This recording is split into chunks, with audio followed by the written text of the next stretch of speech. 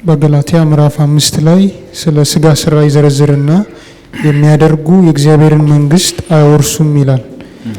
ይህ ለወንድሞች እንዴት ተጻፈ? የጠቀስከው ምዕራፍ 5 ነው የሚጀምረው። ከምዕራፍ 1 ነውና ከአንድ ጀምረ ብታጠና ያጠናቸው ትል ሰዎችን ታገኛቸው ነበር። እነማን እንደሆኑ ትይዛቸው ነበር። ለነዚህ ሰዎች ማስጠንቀቂያ የተሰጠው ምዕራፍ 5 ላይ አይደለም። ምዕራፍ 5 የመጨረሻው ማስጠንቀቂያ ነው። ማስጠንቀቂያው የጀመረው ከምዕራፍ 1 ነው። ያስጠነቀቃቸው እኮ ነው ሄደው። ምዕራፍ 1 ላይ የተረገማችሁ ሁኑ ብሎ፣ ምዕራፍ 2 ላይ ሾልከው የገቡ ሐሰተኞች ወንድሞች ብሏቸዋል።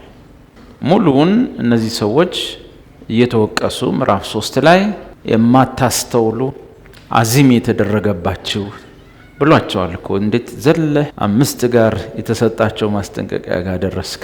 የሚጀምረው ምዕራፍ 1 ላይ ነው። ሲጀመር ጀምሮ ዋርኒንግ እርግማን፣ ጥያቄ። ምዕራፍ 1 ላይ የተረገማችሁ ናቸው። ምዕራፍ 2 ላይ ሾልከው የገቡ ሐሰተኞች ወንድሞች። ምዕራፍ 3 ላይ አዚም የተደረገባቸው የበፊቱን የረሱ እንዴት እንደዳኑ የረሱ ሰዎች።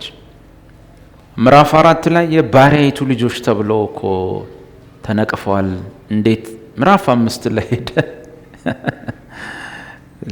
እነዚህን ሁሉ ግሳጼዎች እየተገሰጹ የመጡ ናቸው ለማለት ነው። ከምዕራፍ 1 ነው የምታገኛቸው። ምዕራፍ 1 ላይ እኮ ኦልሬዲ ተረግመዋል። ምዕራፍ 2 ላይ እኮ ስም ወጥቶላቸዋል ሐሰተኞች ወንድሞች ተብሎ። ምዕራፍ 3 ላይ እኮ አዚም የተደረገባቸው ማያስተውሉ ሞኞች ፉሊሽ ተብለዋል እኮ። ምዕራፍ 4 ላይ ባሪያይቱ ልጆች ናችሁና ትጣላላችሁ ወደ ውጭ እኮ ብሏቸዋል። ምዕራፍ 5 ላይ ፍሬያቸው ምን እንደሆነ ነግሯቸዋል። ለዚህ ከምዕራፍ 1 ነው የሚጠናው ለማለት እነሱን ለማግኘት። ሌላው ቀላል ዘዴ እነማን እንደሆኑ እንግዲህ ሙሉን ስታጠና የምታገኛቸው ነበሩ። ግን ለማቅለል ገላትያ መጽሐፍን ከኋላው ወደፊት ብታነበው በቀላሉ ደግሞ ትይዛቸዋለህ ሰዎች። አንተ የደረስከው መቋጫው ላይ ነው የጠየቅከው። ለምን እንደሆነ ሰዎች እነዚህን ሰዎች የባሪያይቱ ልጅ ሲባሉ አያውቋቸውም፣ አይጠቅሷቸውም። አትወርሱም ወደ ውጭ ነው የምትጣሉት ብሎ ምዕራፍ 4 ላይ ሲቆጥ እሱን አንጠቅስም። ክርስቶስ ምንም አይጠቅማችሁም ለእናንተ ሲባል ረስተናቸዋል ሰዎች። አዚም የተደረገባችሁ ማታስተውሉ ብሎ ሲላቸው ሰዎቹን ትዝ አይሉንም። የት ጋር ነው ትዝ የሚሉን? የስጋ ስራ ሲባሉ ነው ትዝ ያሉን ሰዎች። ለምን ያው ሁሉም ሰው እዚህ ውስጥ መቼስ በስጋ ደካማ ስለሆነ ያው ሁሉ እየተቸቹ የመጡት ትዝ አይለንም። እሷ ቦታ ነች ትዝ የምትለን። ባጭሩ ሰዎች ወደ እግዚአብሔር መንግስት አይገቡም። ከኋላ ወደፊት ላነብል እንዲገባ ምዕራፍ 5 ወደ እግዚአብሔር መንግስት አይገቡም። ቢኮዝ በስጋ ስራ የተገለጡ ናቸው። ለምን በስጋ ስራ ተገለጡ? ሕግን በመጠበቅ እንጂ በመንፈስ ለመቀደስ ስላልፈለጉ። ባጭሩ በምን ውስጥ የነበሩ ናቸው? በስጋ። ምዕራፍ 3 ላይ እኮ ተተችተው እዛ ጋር ታገኛቸው። በስጋ ጥረት ሕግን ለመፈጸም ሲፍጨረጨሩ እኔ ያልነግራችሁም እንዲህ አላቸው። በስጋ ጥረት ሕግን ለመፈጸም የስጋ ስራ የተገለጠ ነው። ውጤቱን ሳትጀምር ነግረሃለሁ። ከኛ መሀል አንድ ሰው በስጋው ጥረት የሆነ መልክ የያዘ ክርስቲያን ለመምሰል ውጥርጥር ሲል ሳይጀምር ውጤቱን እነግረዋለሁ። በስጋ ላይ በሚታዩ ውጫዊ ገጽታዎችና ጥረቶች መንፈሳዊ ለመሆን ጉን ለመጠበቅ ማለት ገላትያ ምዕራፍ 3 ሰውዬ ከሆንክ ምዕራፍ 5 መስጥ ነው። አንድ ሰው በስጋው ጥረት ጽድቅን ለመፈጸም ሲታትር ይሄ ሰውዬ እንደ ወደፊት እንዴት ይሆን የት ይደርስ ይሆን እስቲ ቁጭ ብለን እንየው ብትሉ እናንተ፣ እኔ ግን ቀድሜ ነግራቸዋለሁ። እየተፍጨረጨረ ነው። በስጋ ጥረት ሕጉን ሊፈጽም መከራውን እየበላ ነው። የዚህ ሰውዬ ጨዋታ የሚያበቃው በስጋ ጥረት ለመቀየር የሚሞክር ሰው ሁሉ በስጋ ስራ ይወድቃል። ጣዖት እስከ ማምለክ ይሄዳል። ሟርት ሁሉ እዛው ተጽፏል ገላትያ ላይ። መቼስ አማኝ ሟርት ጣዖት ማምለክ ምናምን ውስጥ ይገባል ብለን አንጠብቅም። ምንድን የሚሻለው ይሻለው ወደ ጳውሎስ ወደ አስተማራቸው ትምህርት መመለስ። ጥያቄ በቀላሉ ላቅልልልህና የገላትያ መልእክት ለምን ተጻፈ? የገላትያ መልእክት ይጻፈው እንደውም ከአዲስ ኪዳን መጽሐፍት ውስጥ ቀድሞ የተጻፈው ከማቴዎስ ወንጌልም ከማርቆስም ከሁሉም ቀድሞ የተጻፈው የገላትያ መልእክት ነው። የገላትያ መልእክት የአዲስ ኪዳን መጽሐፍትን በመጻፍ ይቀድማቸዋል። ገላትያ ነው እንደውም ቀድሞ የተጻፈው፣ አንገብጋቢ ነው። የገላትያ መጽሐፍ የጻፈበትን ዓላማ እስቲ ሚነግረኝ። ሁለት ናቸው ዓላማዎቹ። ምክንያቱ ምንድን ነው? የተጻፈበት ምክንያት ሁለት ነው። እናት የእድሜሽን ያርዝመው። ሁለት ነገር ነው። አንዱ ጳውሎስ እግሩ ሲወጣ ምን የሚል ትምህርት ገባ? ገላትያ ምዕራፍ 2 ምን የሚል ገባ? ሰው የሚጸድቀው ሕግንም በመጠበቅ ጭምር ነው የሚል አንድ ገባ። ሁለተኛው የገባው ትምህርት ምንድን?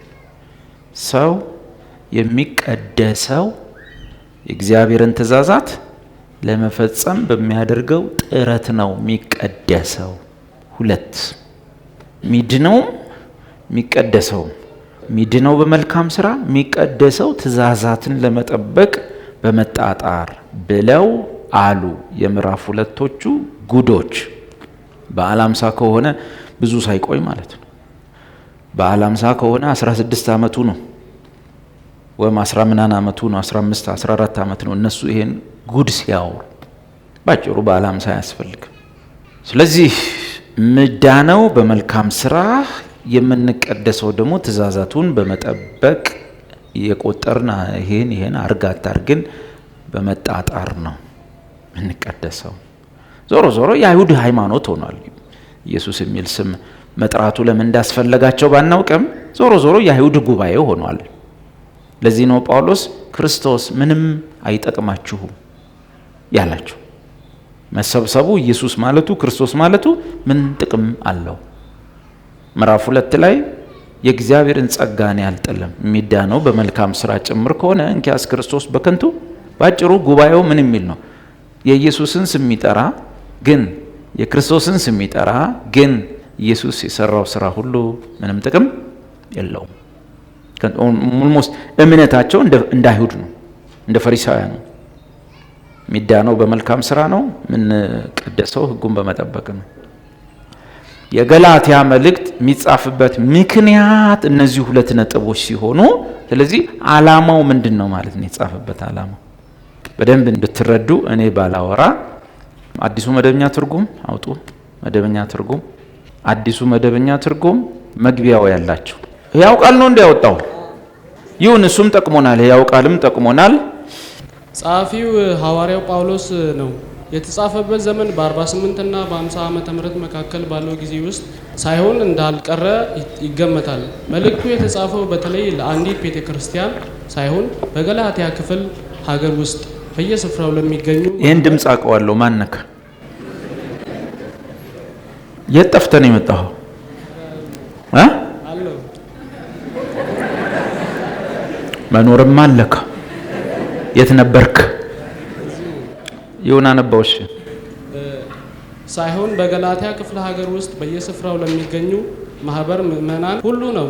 በዚያን ዘመን አንዳንድ ክርስቲያኖች ነን የሚሉ ሐሰተኞች ቆቆ አሁን ሐሰተኞቹ እንድናቅ ነው። እሺ በዚህ ዘመን ሐሰተኛ እኮ ማን መሰላችሁ?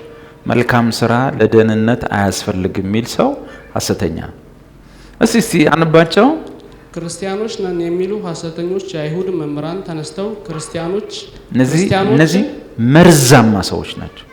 ክርስትናን ተቀብሎ መሀል የገቡ አይሁድ ከሙሴ ሰፈር ከምኩራብ ሰፈር ሕግ ከመጠበቅ ሰፈር የመጡ ሰዎች የጸዳውን አዲስ ኪዳን ለማቆሸሽ በጣም ቅርብ የሆኑ ሰዎች ናቸው።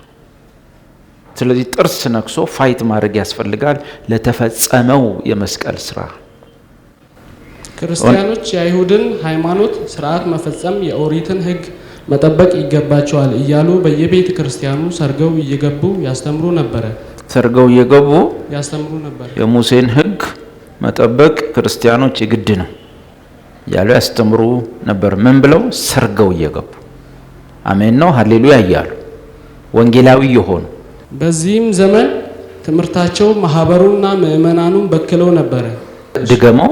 በዚህም ትምህርታቸው ምእመናኑን በክለው ነበረ። ድገመው። በዚህም ትምህርታቸው ማህበረ ምእመናኑን በክለው ነበረ። ምን ብለው ነበር? በክለው ነበር። ምን በሚለው ከፍ ብለህ ነበው። ምን ብለው ነው ያሉት? ክርስቲያኖች የአይሁድን ሃይማኖት ስርዓት መፈጸም የኦሪትን ሕግ መጠበቅ ይገባቸዋል እያሉ በየቤተ ክርስቲያኑ አሁን ገላትያ መጽሐፍ መግቢያ ነው። እሺ ያነበብን ያለው ገላትያ ለምን ተጻፈ? አሁን እቺን የሥጋ ስራ ብለው የሰጡ ሰዎች እንድትይዛቸው ነው፣ እነሱ እንደሆኑ እንዲያውቁ ማለት። ቀጥለው። እሺ በየቤተ ክርስቲያኑ ሰርገው እየገቡ ያስተምሩ ነበረ። በዚህ ትምህርታቸው ማህበረ ምእመናኑን በክለው ነበረ። ሐዋርያው ጳውሎስ ሐሰተኞችን መምህራን በነገር እየጎነጠ እንዲህ ያለው ትምህርት እነዚህ ሰዎች በምን በነገር እየጎነጠ ጠቅ እያረገ በነገር እንዲህ ያለው ትምህርት ከክርስቶስ ወንጌል ጋር የሚቃረን መሆኑን በማስረዳት ይሄ ክርስቲያኖች ሕግን በመጠበቅ ነው የሚጸድቁት፣ ሕግን በመጠበቅ የሙሴን አለባቸው የሚለው ነገር ምንድነው? እሱ ነገር ከወንጌል ምንድነው? ከክርስቶስ ወንጌል ጋር የሚቃረን መሆኑን በማስረዳት ከኃጢአት ባርነት ነፃ በሁለት ቢላ አይበላም። መጽሐፍ ምን ይላል? ሕግም የሙሴ ሕግጋት ከእምነት አይደለም። ሁለቱን ቀይጦ ወንጌል መስራት የለም።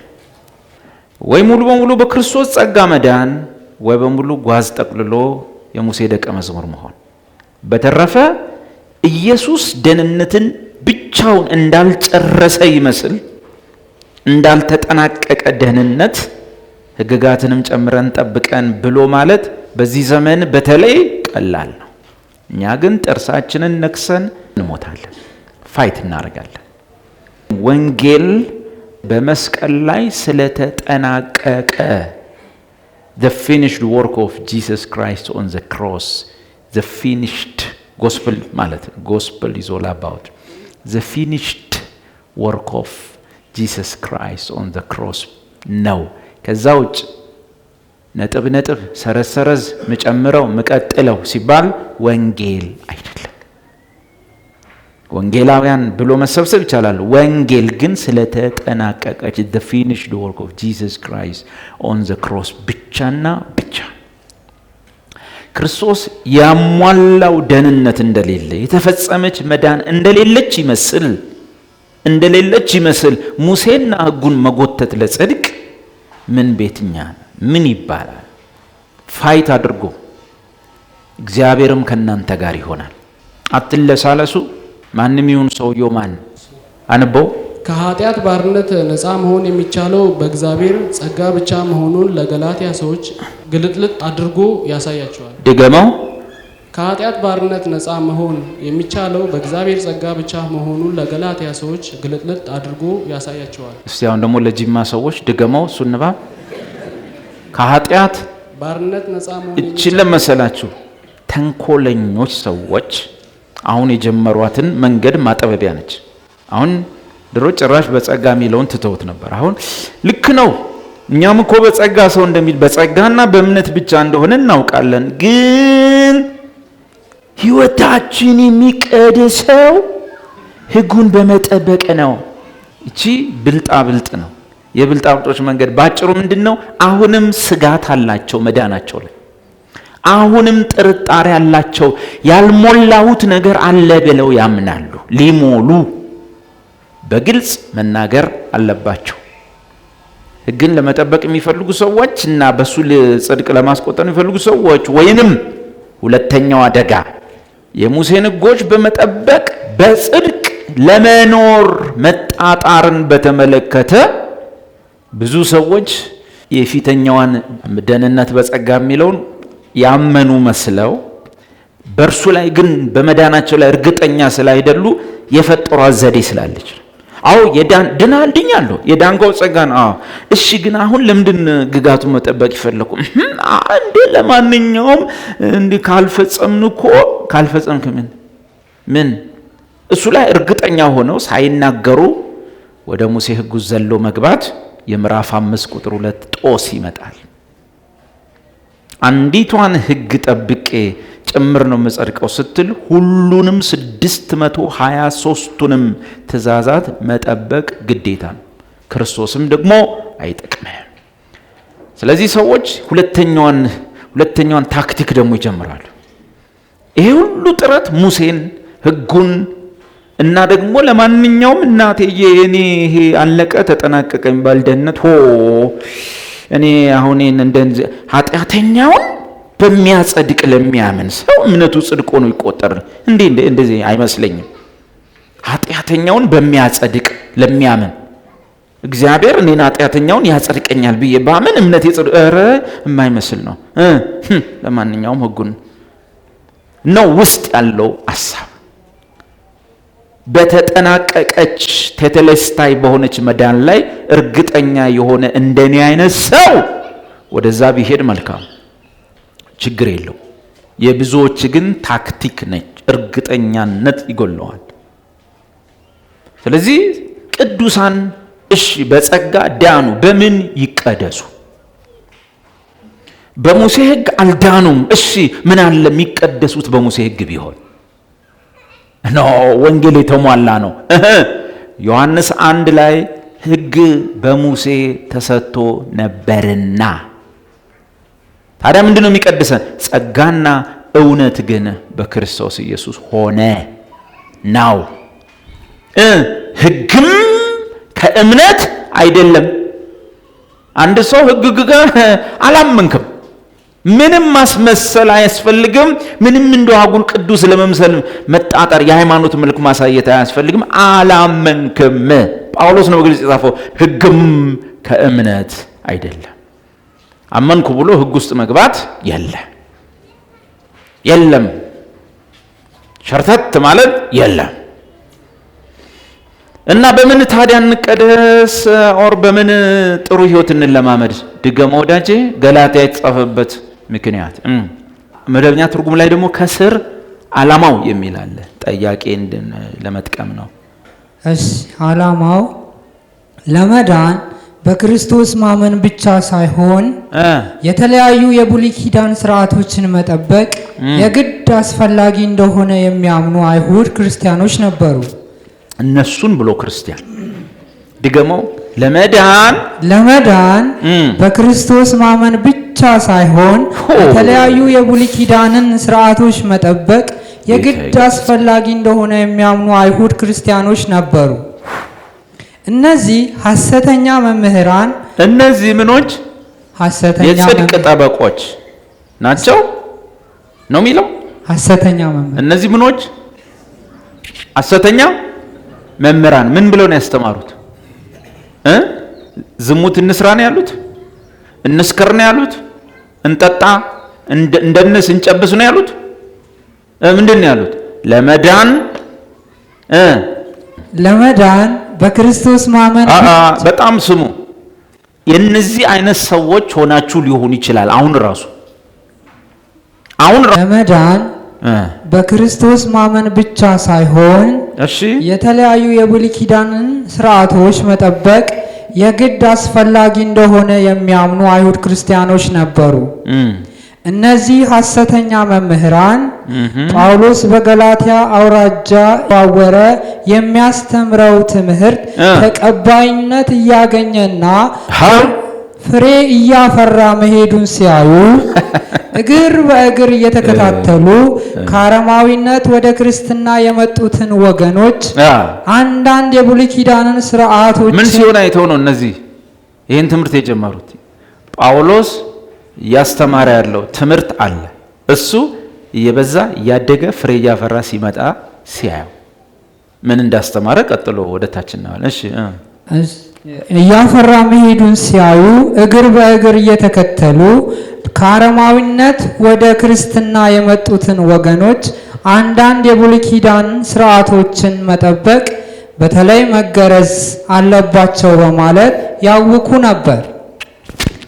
እነዚህ ሰዎች ይህን ያደረጉት ወደ ጌታ ከመጡት አሕዛብ ጋር ጥብቅ የወንድማማችነት መንፈስ በመፍጠራቸው ከሕገ ኦሪት ቀናናን አይሁድ ስደት እንዳያመጣባቸውና ለምንድን ነው የጳውሎስን ትምህርት ያልተመቻቸው? እነሱ ሕጉን መጠበቅ ወሳኝ ነው ብሎ የገቡበት ምክንያት ሕገ ኦሪትን ከሚያከሩ ቀናያን አይሁድ ዘንድ ምን እንዳይመጣባቸው? ስደት መከራ እንዳይመጣባቸው።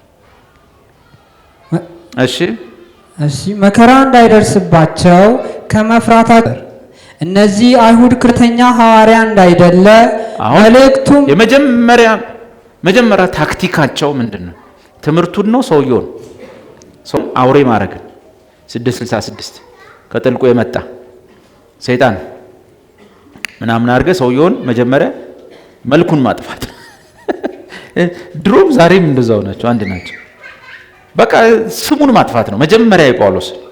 ከዛ ደግሞ እንዴት ስትል ትምህርቱን ሰውየውን ከጣልከው ትምህርቱን ትጥለዋል። ሰውየውን ድራሹን ካጠፋ ትምህርቱም ድራሹ ይጠፋል ብለው ያስባሉ። ስለዚህ እነዚህ ሰዎች መጀመሪያ የመቱት ማንን ነው? ቀጥለው እስቲ ጳውሎስ እውነተኛ ሐዋርያ እንዳይደለ መልእክቱም አሕዛብን ደስ ለማሰኘት አንዳንድ የብሉይ ኪዳን ሕጎችን ከወንጌል ትምህርት እንዳስቀረ እየተቆጩ በመከራከር ለማስረዳት ሞክረዋል። በጣም እየተቆጩ ጳውሎስ እንደዚህ ሕጉ አያድንም እያለ የሚሰብከው ሕግን በመጠበቅ አይጸድቅም የሚለው እናንተን ደስ እንዲላችሁ ብሎ ነው። እንደ ወቀ ወጣቱን ወቀ ለማስደሰት እያሉ ያውም እየተቆጩ ነው ለማስረዳት የሚሞክሩት። ቀጥላቸው እስቲ እነዚህ ጉዶች ናቸው። ጳውሎስም እውነተኛ ሐዋርያ መሆኑንና የሚሰብከውም ወንጌል እውነተኛ እንደሆነ በሚያሳምን መልኩ በማቅረብ ያስረዳ ይጽፍላቸዋል። ምክንያት ቀጥሎ የጳውሎስ ተቃዋሚዎች ጽድቅን ለማግኘት ሕግን መጠበቅ የግድ ነው።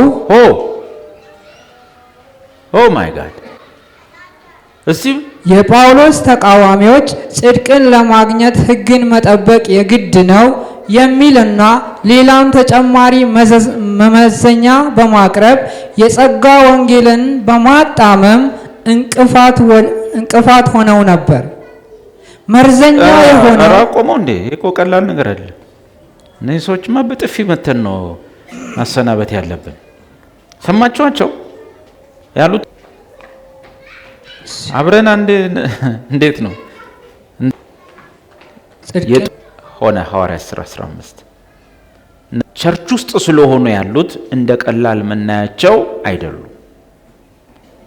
እስቲ ደግሞ የጳውሎስ ተቃዋሚዎች ጽድቅን ለማግኘት ሕግን መጠበቅ የግድ ነው የሚልና ሌላም ተጨማሪኛ በማቅረብ ወንጌልን በማጣመም እንቅፋት ሆነው ነበር። አንዱ ችግር ምንድነው? እኛ ነው ጽድቅን ለማግኘት ባጭሩ ሕግን መጠበቅ ግድ ነው አሉ። እሺ ሄድ መርዘኛ የሆነው የሐሰት ትምህርታቸው ምን የሆነው መርዘኛ የሆነው እየሰማችሁት ነው አይደለ? ምን የሆነ ትምህርታቸው መርዘኛ የሆነው የሐሰት ትምህርታቸው መርዘኛ የሆነ የሐሰት ትምህርታቸው ምንድነው? ቅድም የሰማነው ለመዳን ምኑን ሕግን ጭምር መጠበቅ ግድ ነው። መልካም ስራ ሳሰራ ገባለሁ ብለህ እንዳታስብ። አዳሜ ያለምንም መልካም አምኛለሁ ጸድቄያለሁ ልትይ እንዳታስቢ። አሜን ነው ሲሉ ሰውም አብሮ አሜን አለ። እስቲ ሳሰራ ትገባታለህ እሱ ሰራልኝ ብለህ አሜን ነው ሲሉ ህዝቡ አሜን አለ። እናንተ አሜን ያላችሁና አሜን ያስባለው ሰውዬ ምዕራፍ 1 ላይ እኔ ምንም የምጨምረው እርግማን የለም። ምዕራፍ 1 ላይ እንዲህ ያላችሁ ያስባላችሁ መልአክም መጥቶ ቢሆን ያለው ወንጌል ስለተፈጸመች ቴቴሌስታይ ስለሆነች የመስቀል ስራ ለሰውየው ማድረስ እንጂ ሰውየውን ተሳታፊ ማድረግ አይደለም። የተጠናቀቀች መዳን አለች። ሙሴ አያስፈልገውም ለክርስቶስ። የምታድን ጸጋ አለች። ሕግ አያስፈልገውም። ሕግም ከእምነት አይደለም። ሙሴን የክርስቶስ አጋዥ፣ ሕግን የጸጋ ደጋፊ አርጎ ያችን ደብረ ሲና እዚህ ጋር አምጥተህ ጎልጎታ ላይ ጓደኛ ማድረግ ወንጀል ነው። በአጭር ቋንቋ እንደ ጴጥሮስ በገረድ ፊት መካር ነው። አብሬህ ሞታለሁ ማለት እንደ ይሁዳ በኢየሱስ ወጭት ውስጥ ብቻውን በሚጠጣው አንተ በማትገባበት ውስጥ እጅህን ማስገባት።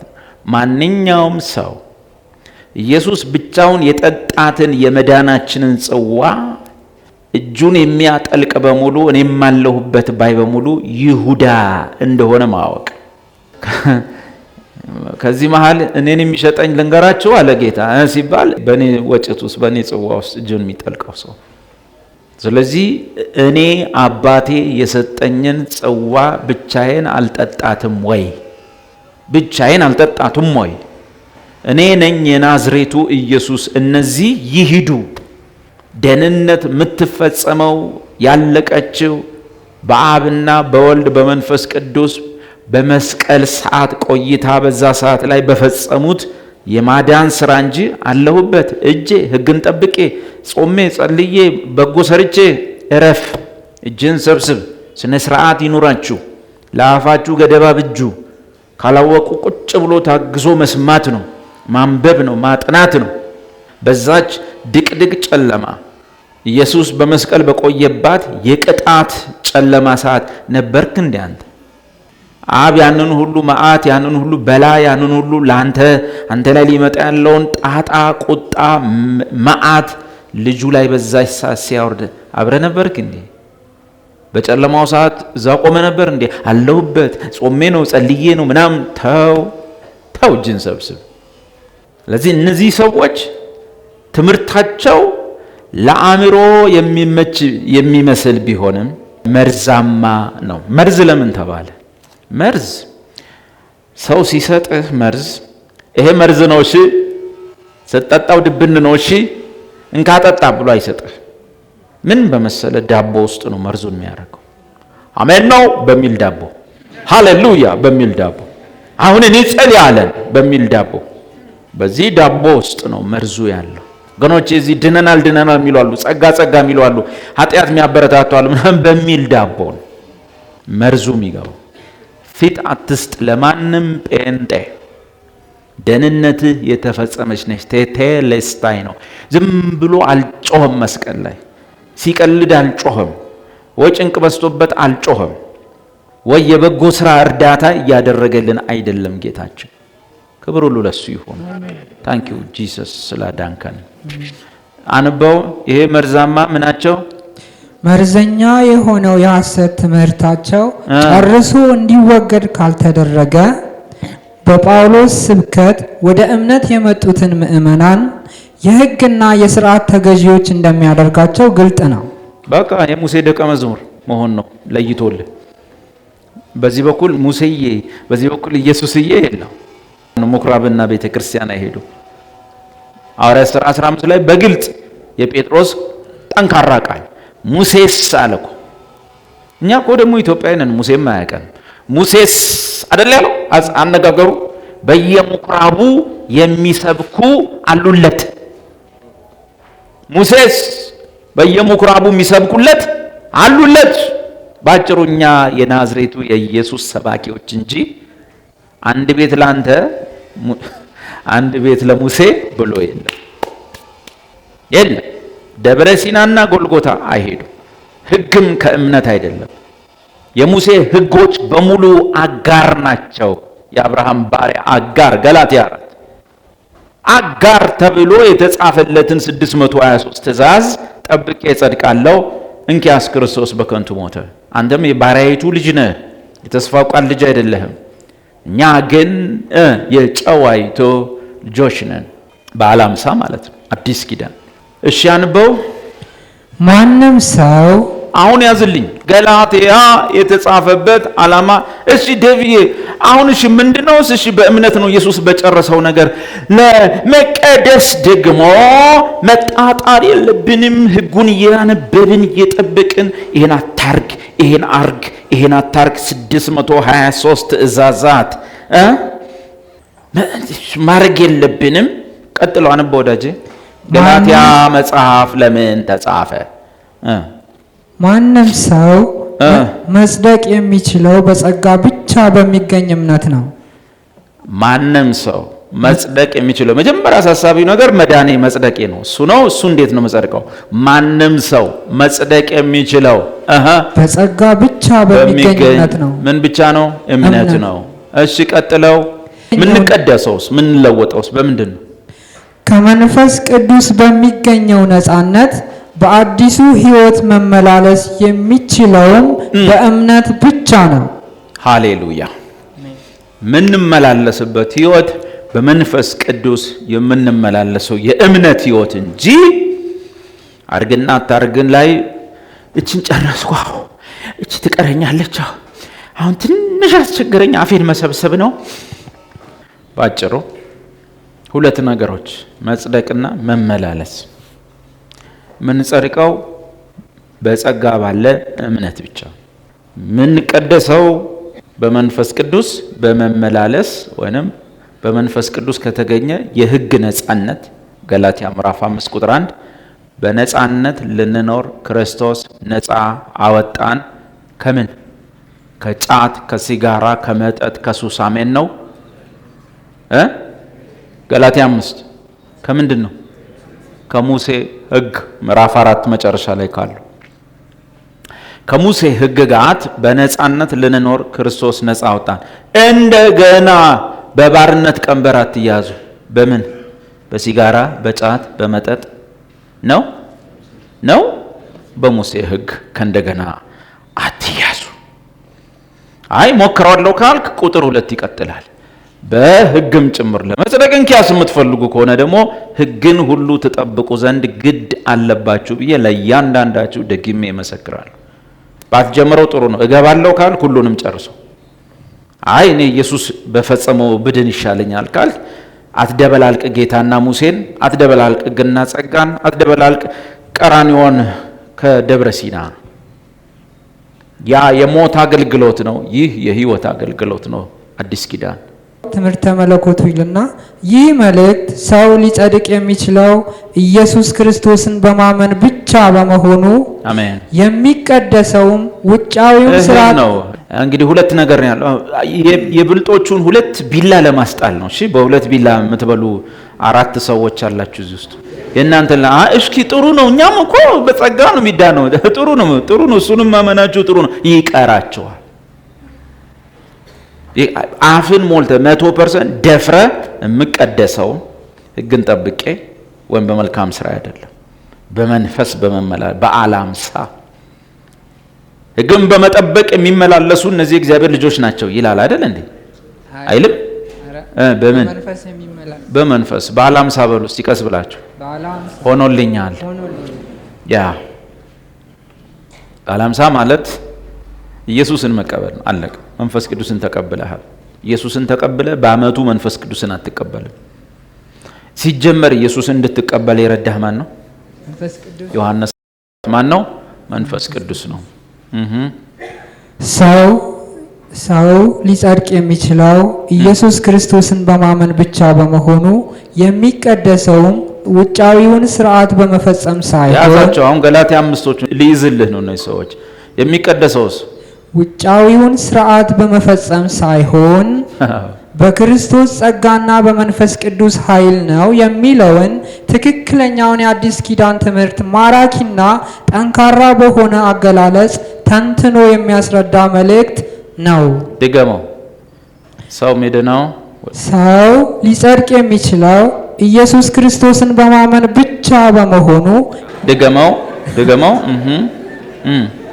ይህም መልእክት ሰው ሊጸድቅ የሚችለው ኢየሱስ ክርስቶስን በማመን ብቻ በመሆኑ አሁን ይሄ ምንድን ነው? መጽደቃችን ማንም በማመን ብቻ ነው። ኢየሱስ ክርስቶስ የምትጸድቁት በማን ብቻ ነው? በኢየሱስ ክርስቶስ። ኢየሱስን በማመን ብቻ ነው። ምንም አፍ ላይ 2 ቢላ እንዳይመጣ ግን እንዳትል ኢየሱስን እመነው አትጠራጠረው፣ በአፍ ያመነ በልብህ አትክዳው ብሎ እንዳለ ደህንነቴን በሉ ስለማላመጣው ስለተፈጸመ ድኛለሁ፣ በእምነት ተቀብያለሁ።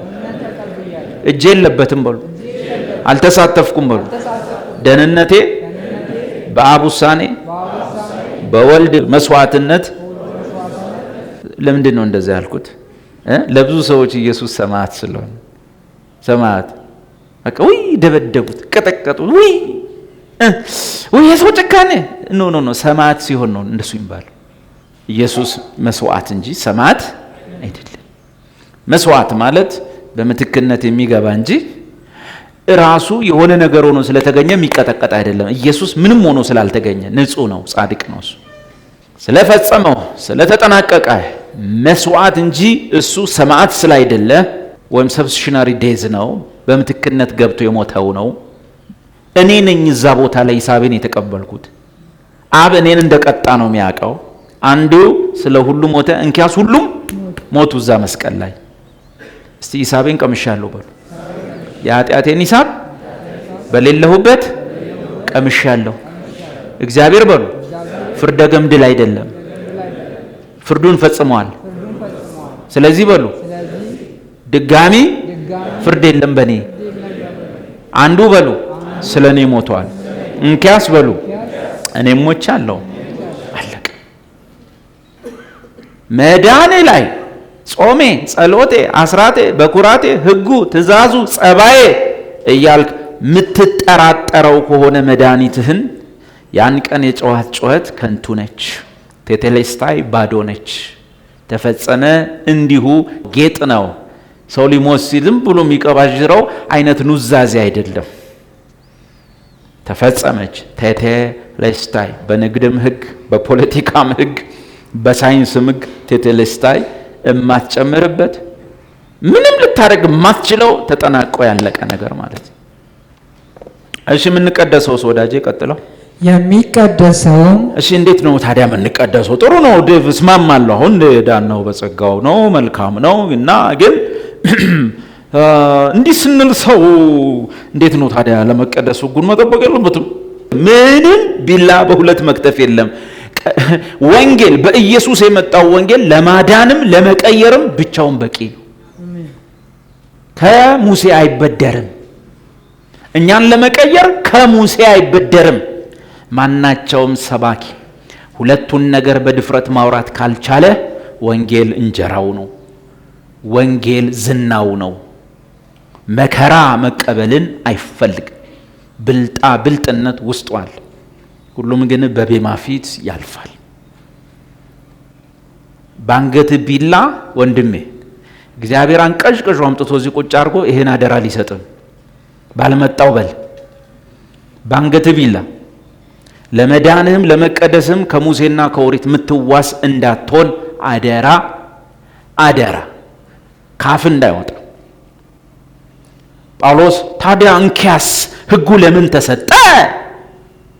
የተስፋው ቃል በሕጉ ጭምር የማይወረስ ከሆነ እንኪያስ ሕጉ ስለምን ተሰጠ አለና እዛው መለሰ።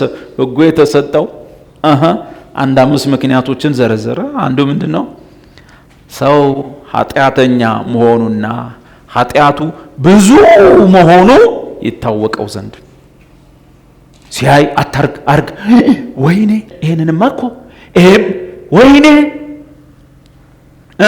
ለዚህ ሞት ከተሰጠ ሰውነት ማን ያድነኛል? ሕጉ ይነግርሃል። ምንድነው ሕጉ? ወደ ክርስቶስ የሚያመጣ ሞግዚት ነው። አሁን ክርስቶስ መጥቷልና ከሞግዚት በታች አይደላችሁም። ሕጉ ምን ብቻ ነው? ሞግዚት። ማንኛውም ሰው በሕግ የሚተዳደር የሙሴን ሕግ የጠበቅኩ እኖራለሁ ባይ በሙሉ የሞግዚቷ ገላትያ 4 ላይ የባሪያይቱ የአጋር ልጅ ነው። ምን ቀደሰው ምንድነው? ቀጥል አንባው። እሺ የሚቀደሰውም ውጫዊውን ስርዓት በመፈጸም ሳይሆን በክርስቶስ ጸጋና በመንፈስ ቅዱስ ኃይል ነው የሚለውን ትክክለኛውን የአዲስ ኪዳን ትምህርት ትክክለኛው የአዲስ ኪዳን ትምህርት ምን የሚል ነው ማለት ነው? እምንድነው በጸጋ ብቻ ሲሆን ምንቀደሰው ደግሞ በመንፈስ ቅዱስ በእግዚአብሔር ጸጋ ነው። ለመዳንም ሕግም የለም፣ ለመቀደስም ሕግ የለበትም። እቺ የብልጣብልጦች እቺን 1 ዓመት የጀመሯት ዘዴ ነች። ቲቪውንም ሲከፍቱ ጸጋ ጸጋ ይላል፣ እንትኑንም ሲከፍቱ ጸጋ ጸጋ ይላል። ትንሽ ቆዩና ይሄ ነገር እንዴት ነው እና እኛም እኮ እናምናለን። አሜን ነው ጸጋ። ግን ምን አመጣው? ኢየሱስን ሙሴ ደግፈው፣ ታቦቱ ተንገዳግዶ ኦዚያን ይደግፈው። እውነት ታቦቱ ይወድቃል ወይስ ኦዚያን ይቀሰፋል? እጅን መሰብሰብ አይሻልም? ማያድን የሚመስለው ኢየሱስ፣ የሚወድቅ የሚመስለው ኢየሱስ፣ ራሱን ማስጣል የሚችል የማይመስለው ያ ቅዱስ ታቦት ኦዚያን ባይደግፈው ይሻለዋል። ቆመህ የሄድክ የሚመስልህ አንተን ያ የተንገዳገደው ታቦት ነው ደግፎ የያዘ። ለኦዚያንም አልበጀም። ያን ቅዱስ ታቦት ያን በወርቅ የተለበጠ ንጹሕ ቃል ሥጋ መነካካት መደገፍ ለኦዚያንም አልበጀው። እንደ ይሁዳ ኢየሱስ የሚበላት ወጭት ውስጥ እጁን ሰደድ ማድረግ ለስቅላት፣ እንደ ጴጥሮስ ጌታው አብሬህም ቢሆን ሞታለሁ። ተው ደህንነት በስላሴ የሚሰራ ነው። አንተ አራተኛ ስላሴ ነህ እንዴ? አለበለዚያ ገረድ ፊት ትክዳታል። የሚሻልህ ከዚህ በኋላ የሚሰራው የመዳን ስራ አብ ወልድ መንፈስ ቅዱስ የሚሰራው ነው ብለህ እንደ ሌሎቹ ሐዋርያት ሮጠ መጥፋት። በክፉ ስም አይወጣም። እንደ ጴጥሮስም በገረድ ፊት ካደ፣ እንደ ይሁዳም ታንቆ ሞተ አትባልም። ከ3 ቀን በኋላ ባህር ዳርቻ ጋር ጌታ መጥቶ ሰላም ላንተ ይሁን ይልሃል።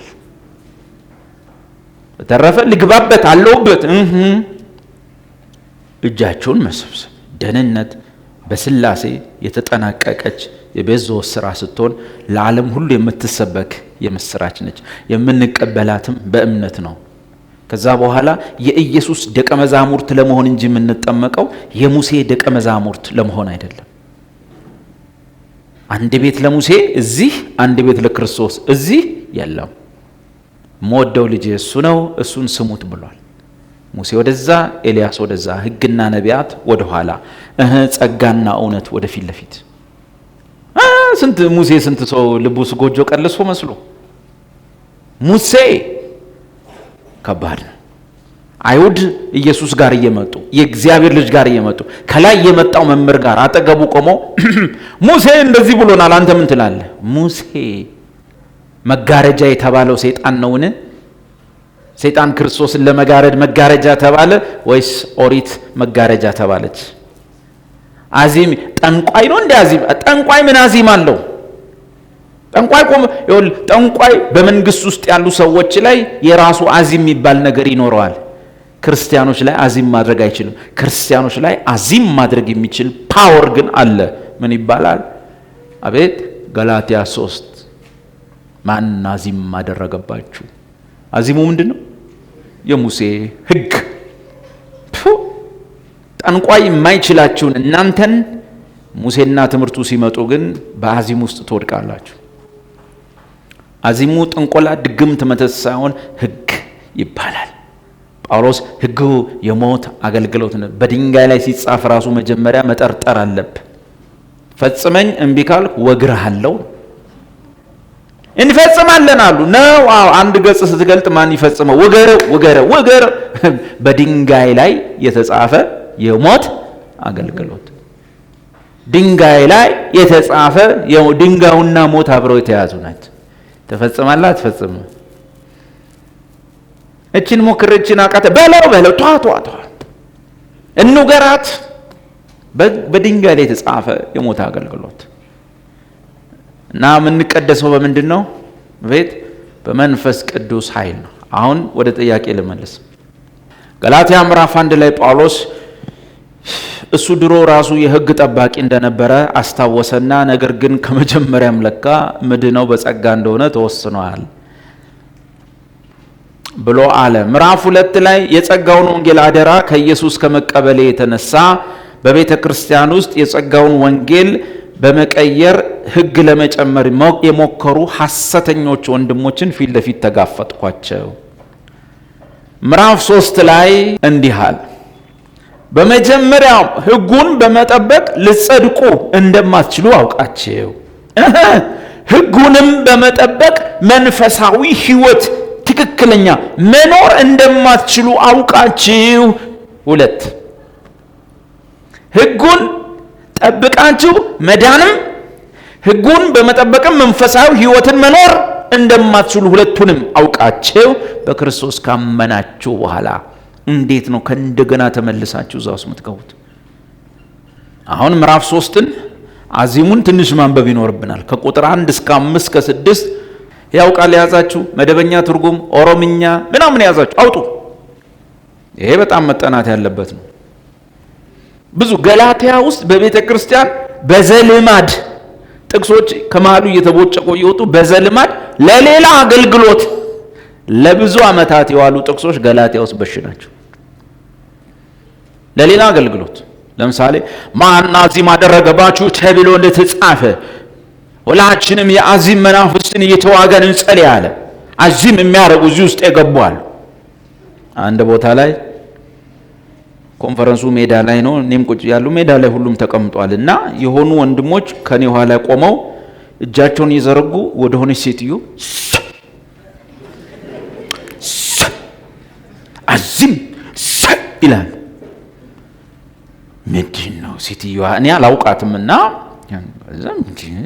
ሴትዮዋ ይሄ ጎጎራ ነው ድሪያ የሚባል ልብስ ለብሳለች። ድሪያ ጎጎራ ምናምን እዚህ ጋር የሚሸጉጡት አርጋ ነው ኮንፈረንስ። በእነሱ እምነት ጠንቋይ የላካት ህዝቡ ላይ አዚም። በእነሱ ደግሞ አዚም ምንድን ነው መሰላቸው? አዚም የሆነ ጉባኤ ላይ አስተማሪው ሲያስተምር እንቅልፍ የሚመስላቸው አሉ። ኖ ማንኛውም ሰው ጤናማ የእግዚአብሔር ቃል ካስተማረ እንቅልፍ አልፎ አልፎ ነው የሚኖረው። አለበለዚያ አዲስ ኪዳናዊ ትምህርት ካላስተማርክ ሁሉ ጊዜ እንቅልፍ ኖርማል። ትንሿ እህቴ ከማዘር ጋር የሆነ ቸርች ነበሩና ውርጥ በመጣሽ ቁጥር ቸርቹ ላይ በቤት ስሜ ጠርታኝ እላታለሁ። ዛሬ ቸርች ውስጥ ሰው ሁሉ እንቅልፉን ለጥ ሳምንት ለጥ ዛሬስ እንደ ሰው ሁሉ ለጥ ትለኛለች። ጎዝ ናችሁ። እኔም ፀሐይ ሙቀት ምናምን ካለ እንቅልፍ ይመጣል። ግን ሁሌ መተኛት ግን መድረክ ላይም ችግር እንዳለ ያሳያል። ሁሌ ከተተኛ ግን ችግር እንዳለ ያሳያል ብዬ አስባለሁ። ይሁንና አዚሙ ግን እሱ አይደለም። አዚሙ መተት እንቅልፍ አይደለም። ያደረገውም ጠንቋይ አስማተኛ መሀል የገባ አይደለም። ምን ያመጣል? ብርሃን ይበራልና ጨለማን ያሸንፋል እንጂ ጨለማ ብርሃንን አያሸንፈው። ብርሃን በተጠጋበት ቦታ ሁሉ ጨለማ ይሸሻል እንጂ ጨለማ ብርሃን ላይ መጥቶ መስሏችሁ ነው የጨለመው? ይሄ ጨለማው እኮ ጨለማ የሚባል ክብ ነገር እንደ ፀሐይ ድቡልቡል ነገር በዚህ በኩል ወጥቶ አይደለም ያለችውና እውነተኛይቷ ብርሃን እሷ ስለሸሸች ነው በምዕራብ በኩል ሄደች። ስትሄድ ይሄ አሎባይ የሌለ ከቻይልም ስትመጣበት ነገ የለም። ስለዚህ መጥቶባት ሳይሆን ስለሄደች ነው። ብርሃን ሲመጣ ጨለማ የለም። በነገራችን ላይ እግዚአብሔር ብርሃን የሚባል ነገር ፈጥሯል። ትዝ አይላችሁም? ያን ቀን ጨለማ የፈጠረ ቀን ትዝ አይላችሁ? ምን ነው ጨለማ ይሁን ሲል የሆነ ድቡልቡል ነገር ጨለማ ሆኖ አልተፈጠረ እንደ ፀሐይ። ትዝ አይላችሁ? ጨለማ የሚባል ፍጥረት አለ የለም? እስካሁን የለም። ይሄኛው አሁን የምታዩት የተፈጠረ አይደለም። ጨለማ የሚባል የሆነ ጭልም ብሎ መጣ ጥቁርዬ ነገር የለም። ብርሃን የምትባል ግን ክብ ነገር አለች፣ ሕያውነት ያላት ብርሃን እንጂ ጨለማ አይደለም። ለዚህ ጨለማው ሲባል የማይጨበጥ ፍጻሜና መጨረሻ ተጨባጭነት የሌለው ግዙፍነት የሌለው ሰስፔንስ ብቻ የሆነ በላው ስትል የምትበላበት የጨለማ ዓለም ማለት ነው። ብርሃን ግን ተጨባጭ ነው። እናየዋለን፣ እነከዋለን፣ እናገኘዋለን። እሱ አዚም አላግባብ እና ለምን ይውላል መሰለ እሱ ጥቅስ ሰይጣን ለመገሰጽ የአዚም መናፍስት ማን ነው አዚም ያደረገባችሁ ተብሎ ጻፈ። ገስጽ ነው። አዚሙ ጥንቆላ አይደለም፣ ህግ ነው። አዚም አድራጊውም ፓስተር እንትና ነው። ሰውየው አድራጊው ፓስተር ነው። አዚሙም ህግ ይባላል። አይ ዝም ብሎ በደመ ነፍስ ውጊያ የለም። ጳውሎስ እንዳለ ንፋስ እንደሚጎስም ሰው ዝም ብዬ አልጋደልም አለ። ዝም ብሎ አዚም ምንድነው አዚም? ሌላው ምዕራፍ 5 ቁጥር 1 ላይ ያለው ነው። በነጻነት ልንኖር ክርስቶስ ነጻነት አወጣን፣ ከእንደገና በባርነት ቀንበር አትያዙ የሚለው። ከዛስ ወገኖች በነጻነት ልንኖር ነጻነት አወጣን ተብሎ እንደተጻፈ ብዙዎቻችሁን ከሲጋራ ሱስ ከጫት ሱስ ነጻ አወጣን ተብሎ እንደተጻፈ ወጥታችኋል። ከእንደገና ባርነት ቀንበር ከእንደገና እንዳትጠጣ ከእንደገና ነው ወይ የሚለው ይሄ እንድትቅም እንድታጨስ ያደረገህ ማን ነበረ? የኃጢአት ያደረግከው ኃጢአት ኃይልን ባንተ ላይ እንዴት አግኝቶ ሰነበተ? የኃጢአት ኃይል ማን ነው? ሕግ ነው። አንደኛ ቆሮንቶስ 15 የኃጢአትም ኃይል ሕግ ነው። ሮሜ 7 ሕግ ሲሰበክ ኃጢአት ኃይል ያገኛልና፣ ሕግ በማይሰበክ ጊዜ ግን ኃጢአት ኃይል ያጣል። ምን ነው ሲባል ሕግ የኃጢአት ምክንያት ነው። ኃጢአት ሕግ ሲሰበክ ምክንያት ያገኝና አለ ሮሜ 7 ከቁጥር 7 ጀምሮ ምክንያት ያገኝና ኃጢአትን ሁሉ በተነገረው ትእዛዝና ሕግ መሰረት ይሰራብኛል። ኃጢአት ኃይል የሚያገኘው በሕግ ነው። የኃጢአት ጉልበቱ ሕግ ነው። ኃጢአት በሰው ላይ ለመንገስ ምክንያት ይፈልጋል። ምክንያቱ ሰውየው ቁጭ ብሎ ሕግ ሲሰማ ነው። ሰውየው ልክ ሕግን ሲሰማ አትመኝ የሚል ነገር ባልተሰበኩኝ ጊዜ ኃጢአት በእኔ ላይ ሰርቶ አያውቅም ነበረ። አትመኝ የሚል ትእዛዝ ሲሰበክ ግን ኃጢአት ምክንያት አገኘና በትእዛዛት ምኞትን ሁሉ በላይ ላይ ሰራው። የኃጢአት ኃይል ሕግ ነው። ችግራችን እዚህ ውጭ ላይ የሥነ ምግባር ሰባኪዎች፣ አስተማሪዎች ይኖራሉ። ፖሊስ ጣቢያ፣ ቤተሰብ መመሪያ ሊሆን ይችላል፣ አላቅም ብቻ ለሲቪል ተቋማት አላቅም ብቻ ጸባይ የሚያስተምሩ ሰውን እነሱ አርግና ታርግ ስለሆነ እዛ ስለሚሰራ ቸርች ውስጥ የሚሰራ ይመስለናል። ይሄ የመንፈስ ዓለም ነው። ምንድነው? በጸጋ ነው የምንቀይረው፣ በመንፈስ ቅዱስ ኃይል ነው። ከዛ ምን ሆነ መሰለ? ምዕራፍ 3 መጣ። ምዕራፍ 3 ምን ይላል? ያስታውሳቸዋል። ቅድም መግቢያው ላይ ሁለት ነገር አንበናል። ምንድነው? በጸጋ የምንቀደሰው በመንፈስ ቅዱስ በጸጋው። የማታስተውሉ የገላትያ ሰዎች ሆይ በዓይናችሁ ፊት ኢየሱስ ክርስቶስ እንደተሰቀለ ሆኖ ተስሎ ነበር። ለእውነት እንዳትታዘዙ አዚም ያደረገባችሁ ማን ነው? በኢየሱስ በውስጥ ሆናችኋል ማለት ነው። ማን ነው አዚም ያደረገባችሁ? መጀመሪያ ላይ ምን ተስሎባችሁ ነበር? ኢየሱስ ክርስቶስ እንደተሰቀለ ብቻና ብቻ አለቀ። ድናል? አዎ። በምን ተሰቅሏል? ጽድቅ ያለው ትላለህ አሉ። አዎ። ምን አድርገ? ተሰቅሎ። የእግዚአብሔር ልጅ ነኝ ትላላችሁ አሉ። አዎ። ምን አድርገ አንተ? ተሰቅሎ። ለእያንዳንዷ ነገር ለጽድቃቸው፣ ለመቀደሳቸው፣ ለሕይወታቸው ማንን ማየት ነበረ ታሪካቸው? አቤት! ኢየሱስ እንዴት ሆኖ በባህር ላይ ሲራመድ ያዩ ነበር። ኢየሱስ በረቱ ሲወለድ ተስሎባቸው ነበር። እንዴ ተቃውሙኝ እንጂ ያነበባችሁ እንዴ ኮርጆ እንኳን መቃወምም አለባችሁ። ይኸው እንድትኮርጁ እኮ ነው። ከዚህ ተቃውሙኝ። ክርስቶስ እንዴት ሆኖ? እንደተሰቀለ ሆኖ። በልደቱ አልዳንም፣ በታምራቱ አልዳንም፣ ባህር ላይ ሲራመድ አልዳንም፣ ሙታን ሲያስነሳ አልዳንም፣ ዳቦ ሲያበረክት አልዳንም። ደህንነቴ የኃጢአቴ ስርየት የተፈጸመችው ስቅለቱ ላይ። ስለዚህ ደህንነቴን ሳስብ፣ መዳኔን ሳስብ፣ ጽድቄን ሳስብ ማን ክርስቶስ እንዴት ሆኖ እንደተሰቀለ ብቻ ነበረ ማወራው። ማን ነው ከዚህ እውነት ፈቀቅ እንድትሉ አዚም ያደረገባችሁ?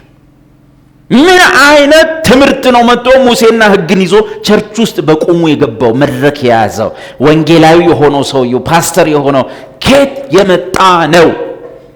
የትኛውም ቸርች ውስጥ በየትኛውም ስም ጠራው ቸርቹ ለደህንነት ከጸጋ ውጭ፣ ለመቀደስ ከመንፈሱ ውጭ፣ ደህንነትን ከመልካም ስራ ጋር፣ መቀደስን ሕግን ከመጠበቅ ጋር ሲያገናኝ ያ ቦታ አደገኛ ቦታ ነው።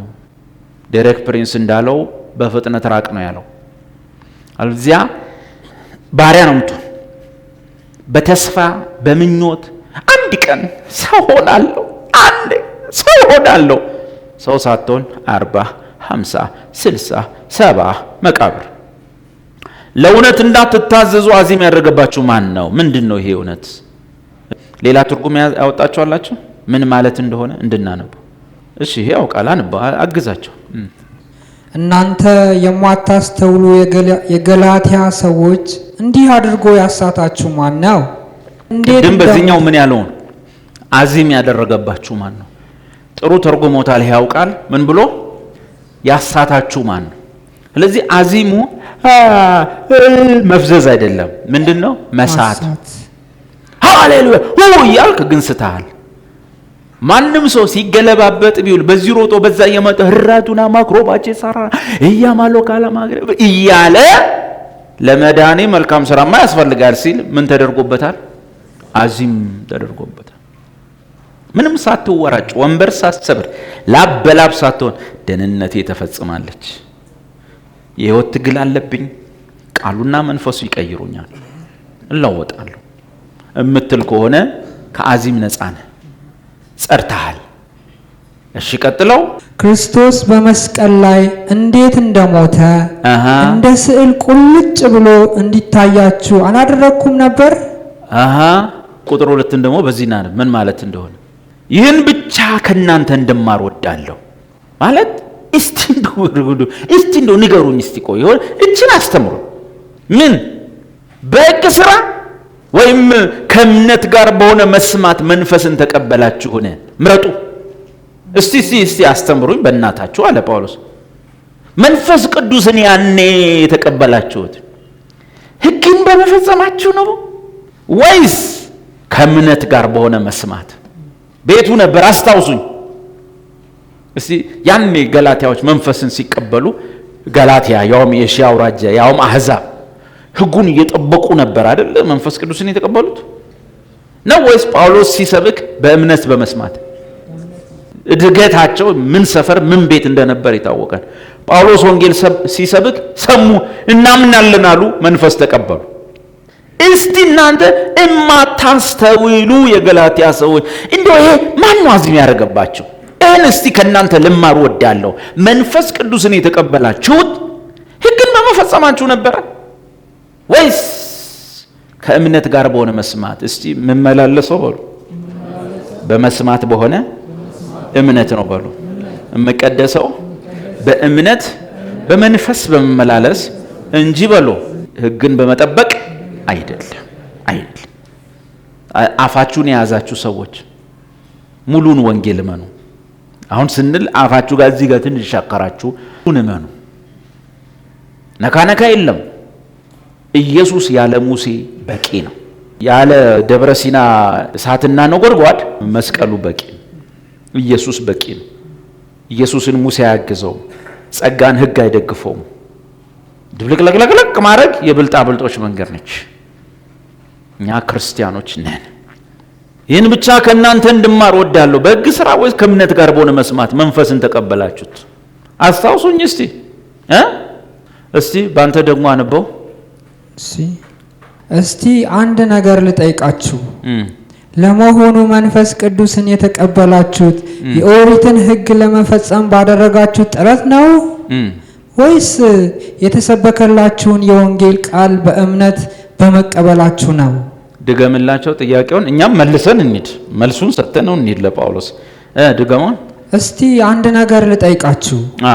ለመሆኑ መንፈስ ቅዱስን የተቀበላችሁት የኦሪትን ሕግ ለመፈጸም ባደረጋችሁት ጥረት ነው ወይስ የተሰበከላችሁን የወንጌል ቃል በእምነት በመቀበላችሁ ነው? እኔ በሉ ኢየሱስንም መንፈሱንም የተቀበልኩት የኦሪትን ሕግ ለመጠበቅ በመጣጣሬ ፈጽሞ አይደለም፣ ነገር ግን የተፈጸመውን ስራ በወንጌል ስሰበክ በማመኔ ብቻ ኢየሱስን በመቀበሌ ብቻ ጸድቄአለሁ። አሜን። ቁጥር 3 ሌላው ቸርች ውስጥ በጣም ለብዙ ዓመት ተዛብቶ የሚነበብ ንባብ፣ አጉል ቦታ የሚውል አለ ቦታው የሚውል በቦታው ቢውል ቸርች እንዴት ትቀየር ነበር? ጥቅሱን የማያውቀው የለም፣ ግን ማንም ምን እያለ እንደሆነ ጥቅሱ እያስተዋለ አይደለም። ቁጥር 3 ነው። አለማስተዋሉን ልማዳዊ አነጋገር ሆኖ መቅረቱን የምታውቁት አሁን በሶፍት ኮፒ በሶፍትዌር እንኳን የሰሩት መጽሐፍ ቅዱስን የሰሩ ልጆች ወጣቶች ያ ልማድ ጭንቅላታቸው ስላለ እነሱ ራሳቸው እንዴት አድርገው እንደጻፉት ይሁ ቁጥር 3ን ሊሆን እንዴት እንደተሳሳቱ። ልማድ ከልጓም ይጠብቃል። ምን ይላል መሰላችሁ? እንዲህን የማታስተውሉ ናችሁ። ይሄ ትክክል ነው። በመንፈስ ጀምራችሁ አሁን በስጋ አያችሁ፣ ቀጥሎ ትፈጽማላችሁን ብለው ተሳስተው እዚህ ጋር የትኛው ነው ስህተቱ? ምትለዋ ነች። እንዲህም አታስተውሉ ናችሁ በመንፈስ ጀምራችሁ አሁን በስጋ ትፈጸማላችሁን ነው የሚባለው። የድሮን ትርጉም የያዛችሁ አውጡ። የድሮን ትርጉም ሞባይል አይደለም። ሞባይልማ ልጆች ናቸው የጻፉት የገለበጡት።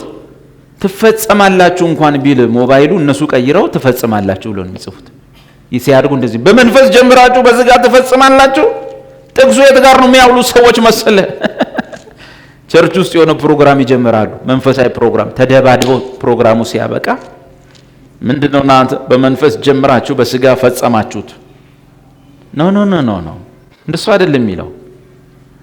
መንፈሳዊ ህይወትን በመንፈስ ቅዱስ ኃይል ከጀመራችሁ በኋላ በደም ስሙ፣ አሁን በስጋችሁ ጥረት ፍጹም ሰው ለመሆን ለመፈጸም ፐርፌክት ለመሆን ለመፈጸም ሰው ሁሉ ገዳም የሚገባው ምን ሊሆን ነው? ሊፈጸም፣ ፐርፌክት ሊሆን። ሌሎች ሃይማኖት የሚጣጣሩ ፍጹም ለመሆን ለመፈጸም፣ ለመፈጸም ሳይሆን ለመፈጸም፣ ፐርፌክት ለመሆን። ግን ሰው ይሳሳታል። በመንፈስ ጀምራችሁ በስጋ ትፈጽማላችሁ የሚለው ብዙ ሰው ልማድ በጣም መጥፎ ነው።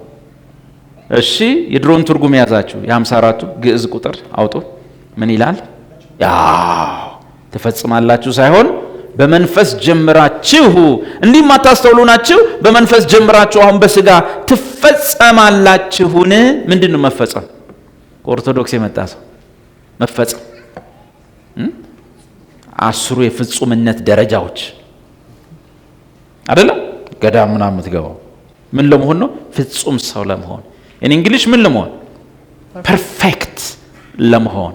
are you so foolish and senseless having begun your new life by faith? አዲሱን ህይወታችሁን በምን ጀምራችሁ? by faith። በምን? with the spirit። law የለም፣ በህግ አይደለም። አዲሱን ህይወት የጀመራችሁት የቅድስና ህይወት፣ የመቀየር ህይወት፣ የመለወጥ ህይወት፣ ክርስትና ምልልስ በህግ እኮ አይደለም የጀመራችሁት። እንዴት ረሳችሁ? are you now being perfected? ያው እዚህ ጋር ትፈጸማላችሁን? perfected ፍጹም ሰው በቃ ጥሩ በጣም ባጭሩ ቆንጆ ክርስቲያን ለመሆን and reaching spiritual maturity by the flesh, that is በስጋ ጥረት በመንፈስ ቅዱስ በእምነት ጀምራችሁ ክርስትናን አሁን በስጋ ጥረት ይኸው እዚህ ጋር በጌታ ስም እንዳትሞክሩት። መጨረሻ እነግራለሁ። ገላትያ 5 ነው የሚሆነው መጨረሻ። and reaching spiritual maturity by the flesh እዛ ጋር that is by your own works and efforts to keep the law። ህይወትህን በስጋ by the flesh ምን ማለት ነው? that is by your own works በገዛ ራስህ መልካም ስራ and efforts ጥረት to keep the law ህጉን ለመጠበቅ በጥረት ትሞክራላችሁ። ማታስተውሉ ናችሁ። በእኛ ዘመን ቋንቋ ያማችኋል እንደማለት።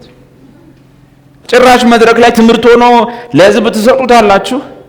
ጸጋ ያሉ በጸጋ ምናምን አንዳንዶች ነው ወገኖቼ ህጎ ማታስተውሉ ናቸው። ጳውሎስ እንደተናገረ እነዚህ ስም ስላወጣላቸው ኢየሱስ ግን በጣታቸው እንኳን ሊነኩ የማይችሉ በሰው ላይ ግን መጫን የሚወዱ ናቸው። ባጭሩ ግብዝነት፣ ሂፖክራሲ፣ ማስመሰል ይበዛዋል፣ ቲያትር ይበዛዋል። እንዲህ ማታስተውሉ ናችሁ በመንፈስ ጀምራችኋን በስጋ ትፈጸማላችሁ። በስጋ መፈጸም ምን ማለት ነው? በስጋ ጥረት ምን ለመሆን? ፍጹም ለመሞከር። ድሮኛ ኦርቶዶክስ ልጅ እያለን በ10ዎቹ እድሜ ሞከርነውን አንተ በ50 ዓመት በ30 ዓመት በ40 ዓመት ስትሞክር ማለት ነው። ልጅ እያለን ቀደርሰን ቁንን እንላለን። በቃ ከዛሬ ጀምሮ እንላለን። ያኔ 14 ዓመታችን ነው፣ 15 ዓመት ነው። የሚመራንም የለም ቃሉንም አናቅሽ። ከዛሬ ጀምሮ አልስቅም ነጠላው። ልጅ ዳዊት ደህና ነህ ሲሉ እግዚአብሔር ይመስገን። ሰንበት ተማሪዎች ግቡ ምትሳሳቁት የምታወራው ራሱ ቢያስቅ ሰው ቢስቅ ትቆጣለህ። ምን ሲባል እየተቀደስኩ ነው። ገብቶሃል? የሳልኩ ስላለ መቀደስ ማለት አንደኛ አለመሳቅ፣ ኮምጬ መሆን፣ ሴንስለስ መሆን፣ የስሜት ሕዋሳቶችን እንዳይሰሩ ማድረግ። የሆነ ነገር ሰምተ ኢንተርፕሬት አድርጎ አእምሮ ሲነግር የግድህን ትስቃለህ። ይሄ የተሰራው ነጭም የሆነው ጥቁር ያልሆነበት ምክንያት እንድስቅ ነው። ግን በቃ ታወጣለህ ራሱ የሆነ ነገር። ሙሴም ማያቆም ሕጉን ማንም ማያቆም የራስ ሕጎች አሉ። ግብቷ ቁንንን እንላለን። ጴንጤም ሲሆን እንደዛው ነው። ይመጣና እጅ እስኪነቀል ሰላም ነው ትበረታለህ። ከሄደ በኋላ እንዲህ ነው የምትሉ። እንደሱ አይደለም። የሆነ እኛ የምንፈጥረው የሆነ የሳልነው ነገር እሱ ቅድስና አይደለም። እሱ አይደለም እንዴ። እኔ ሳቄ መጥቶ ለምንድን አልስቀው? ምን አይነት ነገር ነው? የሌለ እኮ ሳቄ መጥቶ ማስቆ ነው። እዚህ መንገድ ዳር ቡና መጠጣት እያማረ እኔ መንፈሳዊ ነው ብለህ ነው። አይሆንም። እንደሱ አይደለም። መቆነን አይደለም። በስጋ ጥረት ሕግን በመጠበቅ ፍጹም መሆን እንዴት ታስባላችሁ? ያውል ምዕራፍ 5 ጋር ያሉትን ሰዎች ስማቸው። ምን የጀመሩ ሰዎች ናቸው? በስጋ ጥረት ምን አይነት ህይወት? ጳውሎስ ደግሞ ምንድን ነው የሚለው? ምትድኑት በጸጋ ነው፣ ምትመላለሱትም በመንፈስ ቅዱስ ብቻ። በምን የሚመላለሱ የእግዚአብሔር ልጆች ናቸው? በመንፈስ የሚመላለሱ። በደም ስም ምንድነው? በጸጋ ምንቀደሰው በመንፈስ በመመላለስ። አሁን እነዚህ ሰዎች ደግሞ ሌላ ነገር አላቸው። ምን? በስጋ ጥረት ቅዱስ ለመሆን እየሞከሩ ነው። በስጋ ጥረት እሺ፣ ያዝልኝ። አሁን ሁለት አይነት የምልልስ መንገዶች አሉ ማለት ነው። አንዱ ምን? በስጋ ጥረት ለመቀደስ መጣጣር። ሁለተኛውሳ በመንፈስ መመላለስ በእምነት። ጥሩ። በስጋ ጥረት ስትመላለስ ውጤቱን ልንገርህ፣ የስጋ ስራ የተገለጠ ነው። በመንፈስ ብትመላለሱ ግን ምዕራፍ 5 የስጋ ስራን ልሰሩ አትችሉ። ስለዚህ በመንፈስ ብትመላለሱ ግን የመንፈስ ፍሬ ይፈራል። ሁለት አማራጭ አለ። በስጋ ጥረት መሞከር ወይንም በመንፈስ መመላለስ። ምን አለ? በመንፈስ ስትመላለሱ የምትወዱትን ልትሆኑ አትችሉ። መሳደብ ያምርህና በኢየሱስ ስም ብለህ ትመልሰዋለህ። ሕጉ ግን አትሳደብ ይልህና አንድ ገጽ ስትገልጥ ግደል ይልሃል። ያም ቋንጃውን ስበር፣ አሮጊቷን ሽማግሌውን አትማረው፣ በቅሎና ፈረሱን አስነክሰው። ሕግ አትግደል ብሎ የማትገድልበትን አቅም አይሰጥህም። ጸጋ በሆነ አርግና አርግ ላይ አታርግ ላይ ተመሰረተ ሳይሆን በክርስቶስ ኢየሱስ ውስጥ የነበረው ኑሮ ባንተ ውስጥ መኖር ይጀምራል። በክርስቶስ ኢየሱስ ያለው ያ እርሱ የተመላለሰበት የህይወት መንፈስ የባለ አምሳ ሕግ ከሙሴ ሕግ ከሞትና ከባርነት ሕግ ነፃ አውጥቶኛል እንዳለ። ስለዚህ ሁለት አማራጭ አለን። በመንፈስ መመላለስ ወይንም በስጋ ጥረት መጨናነቅ። በስጋ ጥረት ለምትጨናነቁ ውጤቱን ነግራችኋለሁ። ቃኛ እንደዛና 15 ቀን ምናምን እንላለን። ሴቶች አሉ፣ ከነሱ ጋር ሰላምታ የለንም፣ እንቆነናለን። ሴቱና ወንዶች ሲያወሩ ግባ እንላለን። በዛች እድሜ ተው በቃ እንላለን። ከ15 ቀን በኋላ እንዴ ተቆነነው ሰንበት ተማሪ ሰብስቦ ለቅሶ ቤት ዋና ካርታ ጫዋች ላጥላጥ ቷ ጳውሎስ ምን አለ? ስጋን መጨቆን ስጋ ያለ ልክ እንዳይጠግብ ሊከለክለው አይችልም። ማስመሰል ጊዜያዊ ነው የሚሆን። ኖርማል የሁል ጊዜ ህይወታችን ውስጥ ትግል አለ፣ መነሳት መውደቅ አለ፣ መዛል መድከም አለ። ግን እየተቀየርን እንሄዳለን። እየተቀየርክ ትሄዳለህ። በማታቀው የመንፈስ የህይወት ስርዓት፣ በማታቀው ሁኔታ የከበደህ እየቀለለ፣ ሱስ የሆነብህ እየጠፋ፣ ድሮ የታገልከውን ታግለህ እምቢ ያለውን ነቢይ አስፈራርቶ ያልተውከውን እንዴት እንደሄደ ሳታውቅ ይሄዳል። የህይወት መንፈስ ህግ በክርስቶስ ላይ ባለ እምነት የምንኖረው ነው። ገላትያ 2 እኔ ሞቻለሁ፣ ከዚህ በኋላ በህይወት አልኖርም፣ ክርስቶስ ግን በእኔ ገላትያ 2ን አንበህ ነው እቺ 5 ጋር የምትደርሰው። እኔ ሞቻለሁ፣ ያው ሆኜ አልኖርም፣ ክርስቶስ ግን በእኔ ምን ይላል? ይኖራል። ጌታ ሆይ በሉት፣ ተቀብዬሃለሁ። ስለዚህ በሉ የተቀበልኩህ አንተ በእኔ ውስጥ መኖር ጀምረሃል። እኔ አልኖርም፣ አንተ ግን በእኔ ትኖራለህ። የማልችለውን አስችለኝ፣ የማላልፈውን አሳልፈኝ። መቆም አትችልም፣ አትከለከልምና ጌታ ሆይ በሉት በእኔ እንድትኖር ፈቀድኮኝ። ስለዚህ በሉ አልከለከልም፣ አልያዝም፣ እችላለሁ፣ አልፋለሁ፣ እሻገራለሁ። በሌላው ላይ በሉ የሚናደው እኔን ይሸከመኛል። ሌላው ላይ የሚፈርሰው በሉ እኔን ይሸከመኛል። እኔ ሞቻለሁ፣ በእኔ የሚኖረው ክርስቶስ ኢየሱስ ነው። ገላትያ 2 እንደሚል ክርስቶስ ግን አሁን በእኔ ይኖራል። ምን ይባላል? የህይወት መንፈስ ኖሮ። ቀጥሎ ምን አለ? አሁን በስጋ የምኖረው ኑሮ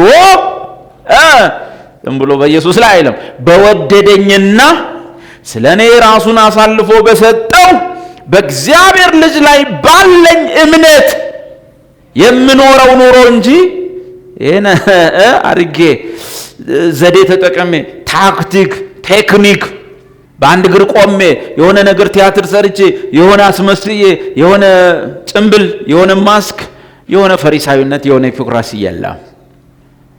አላፍርም። እያነከስኩ ደህና ነኝ ብዬ ሄዳለሁ። ያ ለያዕቆብ በምሽት የተገለጠው ጭኑን የሰበረው ኢየሱስ በእኔ ህይወት ውስጥ ገብቷልና ጭኔን ቢሰብረውና መሄድ ቢያቅተኝ እንኳን ያዕቆብ ያላትን እላለሁ። እግዚአብሔርን አይቼዋለሁ አለ። እንዲህ ያለ ያ በአንዴ ተስፈንጥሮ ከከነዓን እዛ ኢራቅ ምድር የሚገባ ሰውዬ ጌታ ኢየሱስ በዛሽ ምሽት ላይ ቋ አረገ። ወርቹን የተሰበረበት ቦታ ወሳኝ ነው በያዕቆብ ህይወት ውስጥ። ያው ኢየሱስ አንተ ውስጥ ገብቷል። ፈተናው አለው፣ እንደ ያዕቆብ ያረጋሃል፣ ምናምን ያረጋሃል። ግን ቋ አርጎሃል። በብዙ ነገር ጌታ ሰባብሮናል። መያዝ እየቻልን አስጥሎናል። መድረስ እየቻልን ከልክሎናል።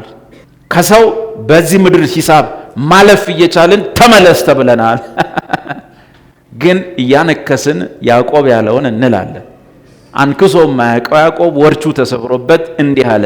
ዋናው ኢየሱስን ማየት ስለሆነ አይኖቼ ለፊት አይተውታል፣ ሰውነቴም ድና ቀረች። እያመመው ድኛለኋል፣ እያነከሰ ሄዳለኋል፣ ዘልቃለኋል። ዋናው አይቼዋለሁ። የአባቴን የአብርሃምን አምላክ ይስሐቅ ይነግረኝ የነበረውን በዚህ ምሽት ፊት ለፊት አየሁት። እሱን ካየሁ አንካሳነት ያስኬደኛል፣ ስብራት ያስኬደኛል፣ ሐዘን ያስኬደኛል። ዋናው እሱ ነው። ይህ ምን ይባላል? በእግዚአብሔር ልጅ ላይ ባለኝ እምነት የምኖረው ኑሮ ነው። ዛት ይዙ ምንድነው? ደካማ ነኝ፣ ፈተና አለብኝ፣ ቻሌንጅ አለኝ፣ ሄዳለሁ፣ አልቆምም፣ እጓዛለሁ፣ አይጥለኝም፣ አያሳፍረኝም፣ ደርሳለሁ ማለት እንጂ እኔ ፈራሁ፣ ስጋዬ ፈተነኝ። እና ስጋህ ምን ሊያደርግ ነው ይፈልጉ? ካልፈተነ ምኑን ስጋ ሆነ? ጤነኛ ነህ ማለት ነው። ካልፈተነ ጤነኛ አይደለህም። የሆነ ነገር ተበላሽቷል ማለት። ዙሪያ ያለው ዓለም ፈተናው ከባድ ነው እና ዓለም ካልፈተነች ምኑን ዓለም ሆነች? ዓለም ስቃይን ካላበላች ምን ስቃይ ሆነ? ምን ዙሪያችን በኃጢአት የተሞላ ነው፣ ሰካራ ምና። ዓለም ካልሰከረች ምኑን ዓለም ሆነች? ዓለም ድራጓን ካልሳበች፣ ዓለም ካልተንገዳገደች፣ ዓለም ሌሊቱን ስጨፍር ካላደረች ምኑን ዓለም ሆነች? በእኛ ያለው ግን በዓለም ላይ ካለው ይበልጣል። በወደደን በእርሱ ከአሸናፊዎች ሁሉ እንበልጣለን። በክርስቶስ ውስጥ ሆነን ሁላችንም በዚህ ቅጽበት ከአለቆች፣ ከስልጣናት፣ ከኃይላት ሁሉ በላይ ሆነን በክርስቶስ ሕይወታችን በዚያ ተሰውሮ በእግዚአብሔር ዘንድ አለን። እናነክሳለን፣ ግን እንሄዳለን። እየተሳብኩም ቢሆን የእሱ ደቀ መዝሙር ነኝ፣ እቀጥላለሁ። በዚህ ጩኸት አለ፣ በዚህ ፈተና፣ በዚህ ድካም፣ ኑሮ፣ ህይወት ምናምን ዋናው ከፊት የሚሄደው ጀግና ነው። ከፊት የሄደው ሩጫውን ጨርሷል። ስለዚህ ጨርሳለሁ። ከፊት ያለን ምልክት እያየው እፈጥናለሁ፣ እደርሳለሁ። ኢየሱስ ያዋጣል፣ አይለቅም፣ አይጥልም፣ አይተውም። ተንገዳገድ፣ ሰው ይክሰስ፣ ሰይጣን ይክሰስ፣ ስጋ ይክሰስ፣ ጎረቤት ይክሰስ፣ ማትረባ ይበልህ ምናምን በስጋ ከዚህ በኋላ የምትኖረው ኖሮ በአንተ ላይ ባለህ እምነት አይደለም፣ በጥረት ላይ አይደለም፣ በእግዚአብሔር ልጅ ላይ ባለ እምነት የምትኖረው ኑሮ ነው። እንዳሰጋ ያንን ኑሮ ገላጭ ቃል ገብቶለት ነው የተጻፈው። በወደደኝና ዛት ሚስ ያኔ እንደዛ ሆኜ ካዳነኝ ከዚህ በኋላ አይጥለኝም ነው። ያኔ እንደዛ ሆኖ የወደደኝ አሁን እሱን ወድጄው እየተፍገመገምኩ ሊጠላኝ አይችልም። በወደደኝና ስለኛ አይልም። በቦታው ላይ ኑሮ በኢየሱስ ላይ ባለ እምነት የምትኖረው የግል ኑሮ ስለኔ በሞተው በእግዚአብሔር ልጅ ላይ ባለ እምነት የምኖረው ነው። አይጥለኝም ብዬ የምኖረው ነው። አይለቀኝም ብዬ የምኖረው ነው። አነከሳለሁ ግን እከተለዋለሁ። ተሰብሬያለሁ ግን ሰውነቴ ድና ቀረ እችላለሁ። ብዙ ጉድለት አለ፣ ብዙ ምት አለ፣ ብዙ ሰበር አለ፣ ብዙ ነገር አለ። በሰፈር፣ በቅርብ፣ በጎረቤት፣ በአካባቢ፣ በኑሮ፣ በቤተሰብ፣ በልጆች፣ በባል፣ በሚስት፣ በምናምን የሚደርስ ሁሉ ብዙ ነገር አለ። ኢየሱስ ግን ከኛ ጋር ነው። አማኑኤል። እናሸንፋለን፣ እንደርሳለን፣ እንገሰግሳለን ወዘተ። አሜን። እንጸልይ።